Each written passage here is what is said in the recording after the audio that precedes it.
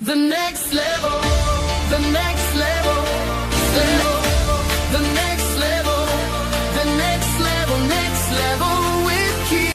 So you tell me, who's around you? Who makes it happen for you? Who do you call when you're having difficulty? A lot of you sometimes you have what you call your kids, and they're smart. They know about these tech stuff and these devices, how they work.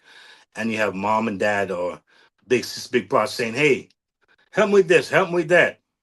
Help me with my Instagram page or help me with my Facebook page. Can you help me set up my this?" And guess what happened? They're not paid. They're glad to help you. How many times if you actually get help from your circle? I don't understand how powerful that is. All right. I remember my dad. So funny because I remember when he, yeah, of course, got older and my mom was not so well physically, and for him it was very difficult for him to manage her. And I remember I said, no, I have to live with my mom and dad because I'm seeing where they're struggling. And so at the time, I was the only one that was not married. I was a free bird in a way. So I'm like, you know what, I can flex more. So I went to live with them for a while. And it was say, Keith, can you find me this station on the radio, this channel here? Right? That he couldn't find. I was like, oh, no problem. Oh, can you set my watch for me? The one, those cellar watches, what I'm saying? He didn't understand how to use it. I was like, okay, no problem. I'll set it for him. Those small things. I was in his circle. So who's in his circle? So we talk about your circle, your currency. Oh, that's massive.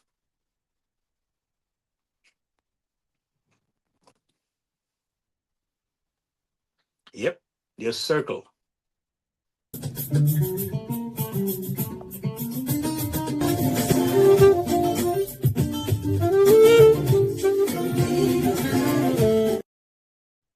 Oh yeah, your circle, your currency is no joke. I mean, I got a whole new appreciation for this term, your circle, your currency. I have a whole new respect and appreciation for that thing because I think a lot of us don't even understand the value of what we have, and even worse, we haven't. We not. Sometimes we don't capitalize on it, or we don't even know how to capitalize on it. You think about for many years, African countries were, you would say they were graped.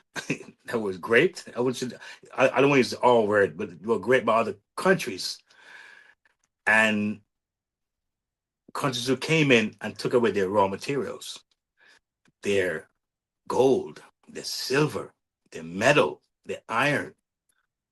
They came in, set up shop, and would extract and suck the life out of these countries if they had a chance. Take away all their natural resources because the country themselves didn't know how to harness those things. Was it there? It was always there because they didn't know how to harness it. Other nations came in and had a field day. It's up lately. A lot of them are waking up like, wait a minute here. Wait a minute here. What's going on? We have to get our feet back. A lot of them now are now saying, no, enough is enough. And they're finding ways and means to harness their own natural resources. All right. And so your circle is your currency. Preparation is influenced by your circle. And some people, you hang around them, they were like, oh, this AI stuff, oh, I'm not bother with these things. And I tell you, some people, I mean, God bless them. They're so, I would say, panicky and scary and scared that all they can see is God coming back. God coming back. So they're not planning for the next 2, 3, 4, 5, sorry, 10 years. They're not planning for that. They don't see that in their vernacular at all. There's no way they see the world for the next 5, 10 years.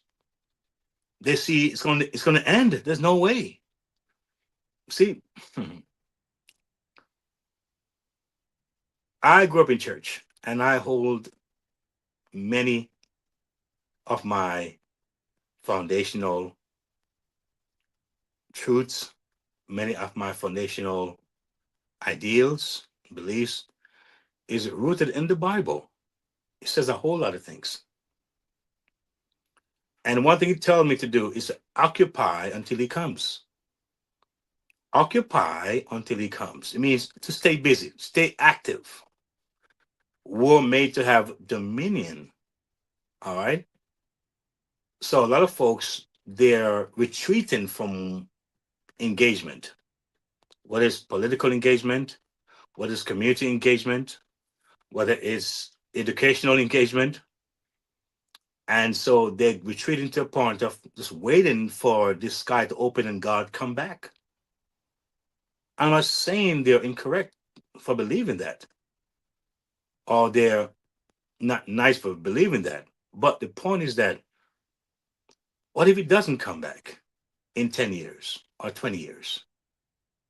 You know, I remember I was 20 when I could have sworn, based on what I was hearing around me. Remember my circling and my circle, my influence, what I was hearing in the churches, the older folks, was that this God was going to come back definitely before I get married. I was sure that I was not going to get married based on what I was hearing. It was going to come back before I got married. That's the way it sounded. So I was like, I better get married quickly because I don't know if I have much time. My circle, they weren't bad people, but here am I, not just only married, but I have kids that's older than that, close to that age. How do you explain that? Well, will they have kids one day too? Make me grandfather? That's the reality. So what if it doesn't come back? What happens then? All right. So the point is that your circle, the way they speak to you, the way they communicate to you, the way they influence you, is significant, and you have to be very cognizant of that. You got to be aware of that. So three mistakes many make. All right. One, staying in the same professional bubble. Stay in the same professional bubble. If everyone around you dismisses change, you may do the same thing too. If your circle's saying, let's stay where we are, hold on for dear life, hope for the best, don't make changes, you may find yourself doing the same thing too. Number two, knowing what to do, but delaying. I start after this busy season. That season rarely ever ends. You never start. Three, underestimating small habits. Reading one article weekly, learning one tool monthly, making one new connection weekly. Tiny disciplines build massive advantage. You have no idea how much I appreciate you who leave a comment on my videos. And I try to spend time to read all of my comments. I'm not saying I can in the future if they get to be that many, but I try my best to reach all your comments. And I would sometimes respond and reply. I think it's shown value that I care about you. It means a whole lot because you don't have to. There's so many things online you could be doing or watching or seeing other than spending time here, right, on the next level with Keith. So it means a lot. And I'm so much more excited when I see you saying, I'm making a change. I'm thinking about a change. I'm shifting some things around. I'm seeing what I wasn't seeing before. I'm seeing the necessity of me developing myself, growing. Those are powerful things. And that's the idea. So your circle, it's a big deal. It's a big deal. This podcast here is a part of your circle. And maybe it's helping you to get out of that rut that you're in with others who are in your circle. All right. Maybe it's giving you a source of inspiration or strength or confidence. All right. Now, I'm not one to sell at this point. And I don't think nothing's wrong with selling. I think selling should be where there's no pressure, because I'm at a point now where it doesn't matter if anyone even watches this podcast. I can come on here and nobody watches this podcast, and I'm still happy because I know what's going on behind the scenes in my life. I see what's moving that no one else probably even see. This is just one area aesthetically that people can see. And so they may say, oh, okay, he has this amount of view, that amount of view, that amount of XYZ, and they make their own judgment as what they think things are. All right. I'm far beyond that. So people who gets it, they're going to get it. People who sees it, they're going to see it. All right. And right now, I'm telling you, I am so excited about what's going on with the fact that I'm seeing movements because I made some movements. Because I started something 5 months ago, 6 months ago, 7 months ago. I'm like, wow, look what happened in 7 months. All right. And I'm trying to put that into your hands. I know a lot of you out there don't care much about techie stuff. And I don't either. You don't care too much about trying to figure things out. You've been to the school, you've been to college, homework, assignments, research, papers, plus your kids' school and their homework and their paper. Some of you feel like you've gone to school 10 times already because each kid was a schooling for you. And you're like, I've had it. Can I do something that won't exhaust me? I won't cause me to be out of my element of relaxation and my element of just moving at my own pace. I have the perfect things for you here in on this particular site. I want you to just check it out because that's what I'm experiencing. All right, the passive income hub. I'm telling you, you gotta check it out and see what's in there. All right, that's your job. Is to be a little curious, right? I'm gonna say it right. That's your job. Be a little curious. All right, and see for yourself. All right.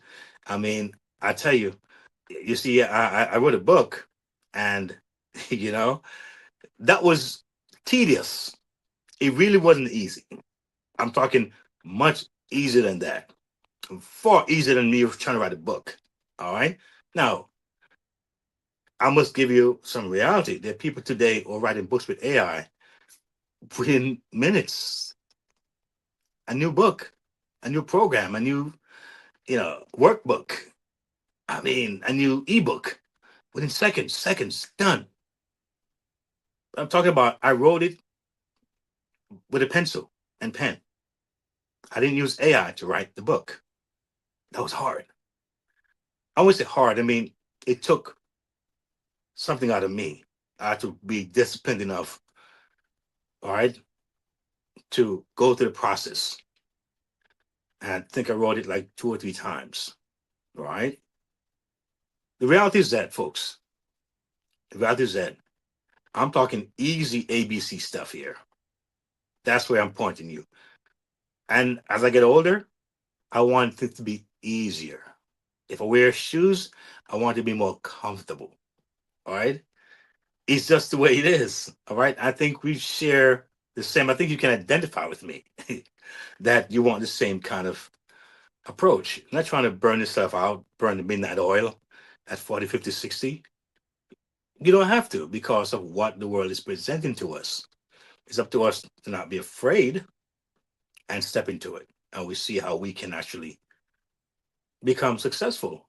All right. So that's what I'm trying to really bring out in this podcast. because the job world for many is scary. And in the winter of your life, 40, 50, 60s, going to your winter, it's the last time you want to be dealing with job losses, not being prepared, not having that side income. That's the last thing you want to happen. Many of you have had savings and you feel comfortable, and that's a good thing. But one or two bad incidents can wipe that out. It really can. So there are ways you can actually get income that is perpetual. It goes on and on because the bills are perpetual. All right, they're passive. They're always coming. So get passive income to match it. And so the others like me who have gone out and did the hard work, the hard digging. I listened to my coach and my mentor here, and one thing I realized is that she sent something to me and said, "I'm not here to be your leader in that sense. I'm not here to do what you're supposed to do your job, but I'm here to give you a scope and better understanding of what you have to be able to leverage it, understand it." Right? Her job is to give me the tools and give me some directions. All right, how to manipulate and manage those tools effectively. Makes sense. All right. For me, sometimes it's uncomfortable, but it doesn't mean it's a bad thing because uncomfortability sometimes it breeds you growing. All right. So the point is that within the network now, then you now know how to what manage and find yourself and see that you have resources. So my job now is to maximize my network, maximize my community. All right. It may take some time for me to learn it well and be able to do it effectively. All right. But first, you have to have the mind. All right. Do I really want to get this thing? All right. So while some people doing the harder work, you might be doing the easy work. All right. So it takes that kind of approach. All right. If today's episode spoke to you, it's because you're ready. Ready for your money to work for you. Ready for practical steps, not just motivation. Ready for faith-led financial freedom. Ready to build stability, peace, and confidence for your family. You're not alone on this journey. The Next Level isn't just a podcast. It's a movement toward freedom, one episode at a time. Stay connected. Listen anytime at podcast.keithmerritt.com. Explore the Next Level Movement Hub. Subscribe on YouTube at Keith Merritt. Like, share, comment.